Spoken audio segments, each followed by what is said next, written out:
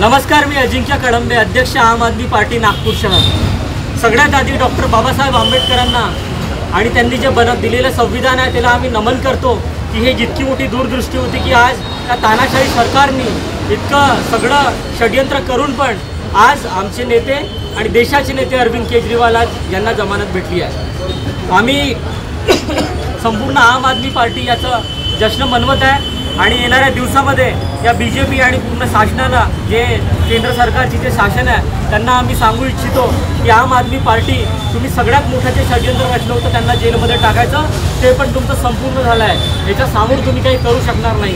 आता आम आदमी पार्टीचा वेळ आला आहे आणि आम आदमी पार्टी येणाऱ्या दिवसामध्ये पूर्ण भारतामध्ये घराघरात जाईल आणि आपली जे कामाची राजनीती आहे ते सगळं संपूर्ण घरात पोहोचवेल। भारत माता की जय।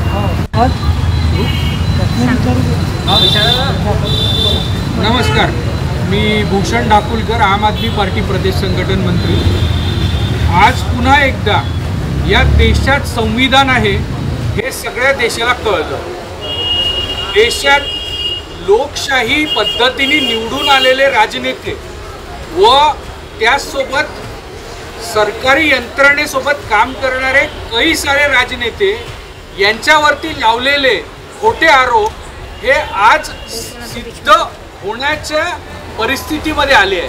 हे जे आरोप भारतीय जनता पार्टीने लावलेले आहे हे आरोप कसे खोटे आहेत हे सुप्रीम कोर्टानं त्यांच्या कमेंट्सद्वारे सातत्यानं सांगितलं आहे आणि आज देखील तेच त्यांनी रिपीट केलं आहे। या देशामध्ये संविधान हे सर्वात उच्च असं एक पुस्तक आहे आणि त्याच्या पुढं या देशामध्ये कोणत्याही प्रकारचा हा काल चालत नाही। संविधान हाच देशात सर्वोच्च आहे हे सुप्रीम कोर्टाने आज सिद्ध केलं।